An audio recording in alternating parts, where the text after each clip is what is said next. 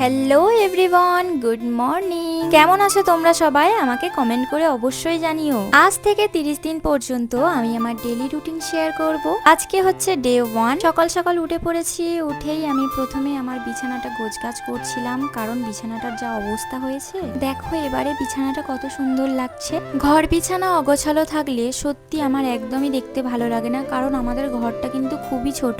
তারপর ঘরটা ভালো করে পরিষ্কার করে মুছে নিলাম। আমার বর কাজে বেরিয়ে গেছে, তাই আমি এত ভালোভাবে কাজগুলো করতে পারছি। তারপরে আমি ব্রাশ করতে করতে সকালবেলা ছাদে একটু হাঁটাহাঁটি করছিলাম। এবারে আমি নিচে গিয়ে রান্না করব। আজকে দু রকমের তরকারি করব, চিংড়ির তরকারি করব আর সোয়াবিনের তরকারি করব। তাই দু রকম তরকারির জন্য দু রকম আলু কেটে রেখেছি। সোয়াবিনটাও জলে ভিজিয়ে দিলাম, আদা রসুন পেস্ট করে নিলাম আর চিংড়িটাও ভেজে নিলাম। তারপর চাল ধুয়ে হাঁড়িতে ভাতটা বসিয়ে দিলাম। তারপরেই আমি চিংড়ির তরকারিটাও করে নিলাম। চিংড়ির তরকারি হয়ে গেছে, এবার আমি সোয়াবিনটা ভেজে নিচ্ছি। আমার রান্না করা কিন্তু কমপ্লিট হয়ে গেছে।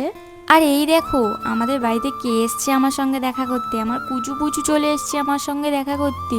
বলছিলাম যে খাবে মা, বলছে না আমি খাবো না। ও এখন একা একা নিজের চুল ছানবে। কি করছে দেখো। সোনামা ওর বাবার সঙ্গে চলে যাওয়ার পরেই আমি স্নান করে এসে খেতে বসে পড়েছি। আজকে কি রান্না করেছি সে তো তোমরা দেখেই নিলে। আমি প্রথমেই চিংড়ির তরকারিটা দিয়েই ভাত খাওয়া শুরু করলাম। খেতে কিন্তু খুব ভালো হয়েছিল। তারপরেই আমি একটু সোয়াবিনের তরকারি দিয়েও ভাত মাখিয়ে খেলাম। আমার খাওয়ার ইচ্ছা ছিল না, কিন্তু তবুও একটু খেলাম। খাওয়া দাওয়া করে ঘরে চলে এসেছি। এবার শান্তিতে দুপুরের ঘুম ঘুমাবো। ওকে টাটা, দেখা হচ্ছে নেক্সট ভিডিওতে।